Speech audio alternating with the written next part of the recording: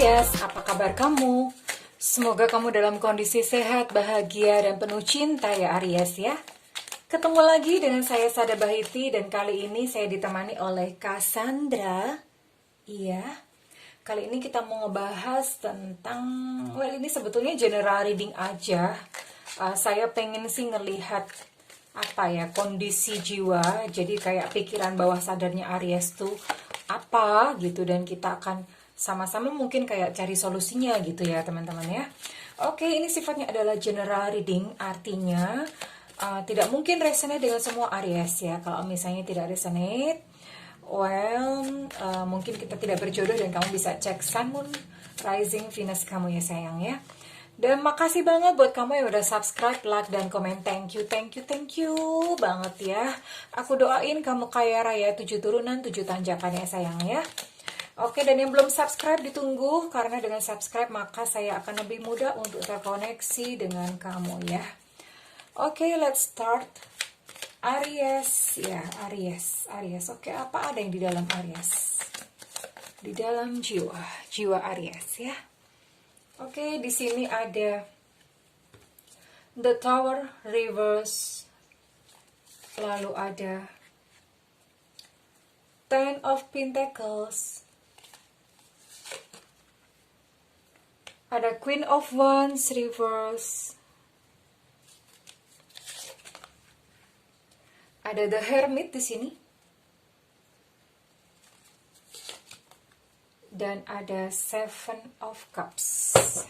Bottom of deck di sini ada Wheel of Fortune ya.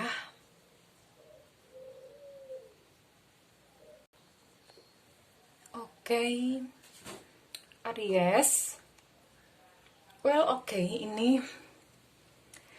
Ini kamu ada. Jadi mungkin ini ada Aries yang dia harus mensupport keluarganya secara finansial, atau kebalikan, secara finansial masih disupport oleh keluarga. Nah, ini ada Aries yang begitu ya. Jadi masih antara belum mandiri secara finansial, masih tergantung kepada keluarga, atau justru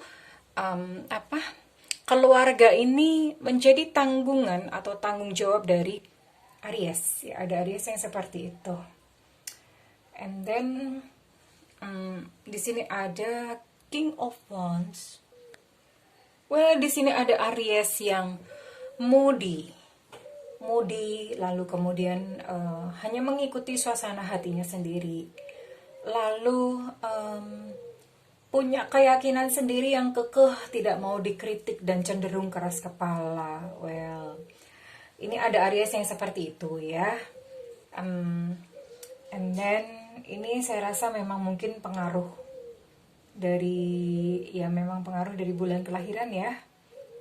Oke. And then di sini ada The Hermit.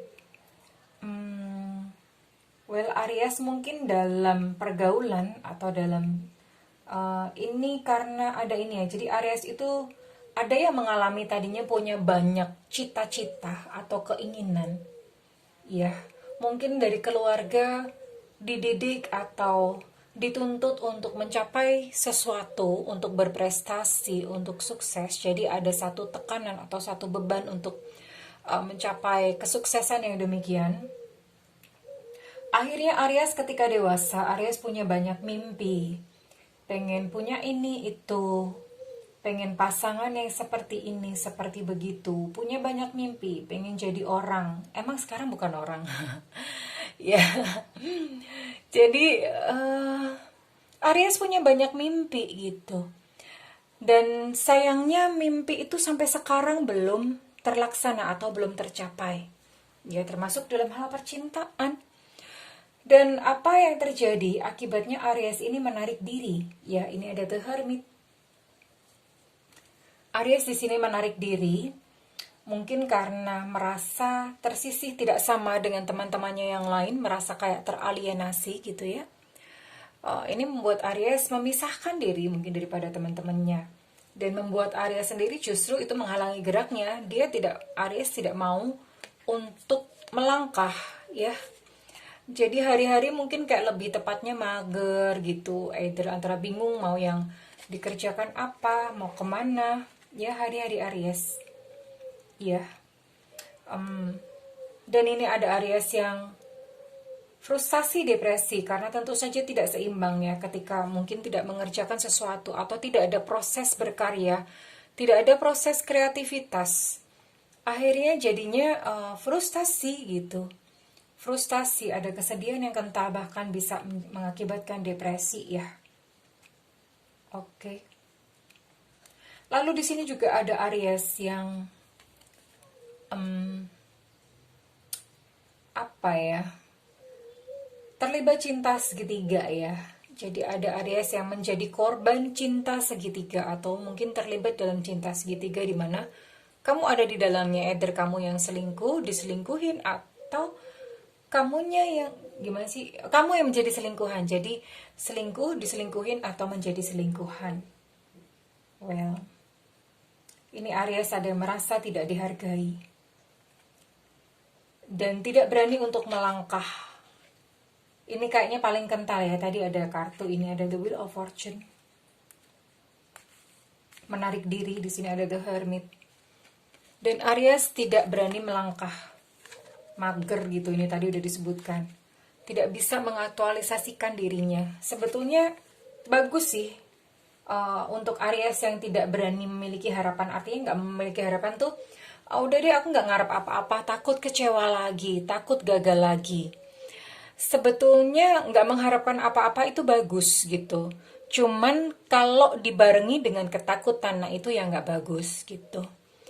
Tidak mengharapkan apa-apa tuh sebetulnya kan meminimalisir resiko kan ya. Atau mempersiapkan untuk satu kemungkinan yang terburuk. Kalau kemungkinan yang terburuk itu udah siap, berarti ya satu kemungkinan yang baik itu lebih siap lagi gitu ya, secara mental. Sebetulnya bagus. Jadi bahkan ada dikatakan, Jalaluddin Rumi itu dia katakan bahwa dia membebaskan Tuhan dari keinginan-keinginannya. Dia tidak menuntut Tuhan.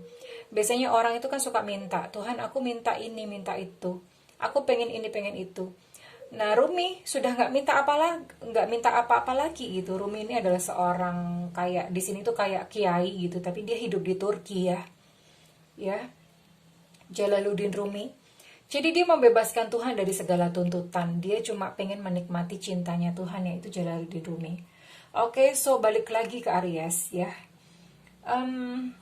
Aries ini sebetulnya bagus. Kita mungkin mau bahas di sininya aja, yang tidak mengharapkan apa-apa karena sudah lelah atau takut gagal gitu ya. Nggak apa-apa, jadi ini diteruskan aja. Tapi cuman ketakutannya itu diatasi ya, dengan banyak-banyak bersyukur ya, dengan banyak-banyak bersyukur. Ini di sini ada gitu. Ini ada buku bagus Greg Braden. Ini saya bukan promosi ya, karena saya nggak jualan buku. Nanti kalau teman-teman mau beli itu silahkan browsing sendiri gitu di Google sendiri. Ini ada bukunya Greg Braden, The Divine Matrix. Ini bagus banget. Di sini disebutkan bahwa rasamu adalah doamu. Jadi apa yang kamu rasakan itu sebetulnya doa kamu sesungguhnya. Kata-kata itu nggak berarti, meaningless ya kata-kata ya. So buat kamu Aries yang takut gagal atau merasa terluka dengan pencapaian, dengan mimpi-mimpi atau dengan cita-cita yang belum tercapai, Aries silahkan melakukan terapi syukur ya. Saya sudah melakukannya. Jadi terapi syukur itu bersyukur aja gitu, bersyukur. Bangun pagi bersyukur, tersenyum bersyukur, berterima kasih, perbanyak bersyukur ya.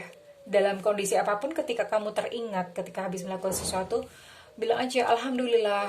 Lebih bagus sih kalau saya menyarankan pakai kata-kata bahasa Indonesia ya. Terima kasih ya Allah, terima kasih ya Tuhan, terima kasih ya Allah. Sebutkan atas apa, sesuatu yang kamu bisa syukuri ya, sesuatu yang bisa syukuri. Jadi mulai dari yang kecil dulu dan anggap itu sebagai pencapaianmu. Misalnya yang simple aja. Misalnya hari ini kamu mau bersihin rumah gitu ya. Bersihin rumah, dan ketika kamu udah selesai kamu bilang alhamdulillah, terima kasih ya Allah, terima kasih ya Tuhan, hari ini aku sudah membersihkan rumah gitu loh. Jadi kasih tubuh atau sukma atau jiwa itu dikasih dengan stimulus pencapaian yang kecil-kecil dulu seperti itu. Nanti makin lama itu akan berkembang sendiri. ada satu membentuk pola. Pola yang tadinya kegagalan demi kegagalan tercapai, akhirnya berubah menjadi pencapaian-pencapaian atau keberhasilan-keberhasilan. Tercapai keberhasilan apa?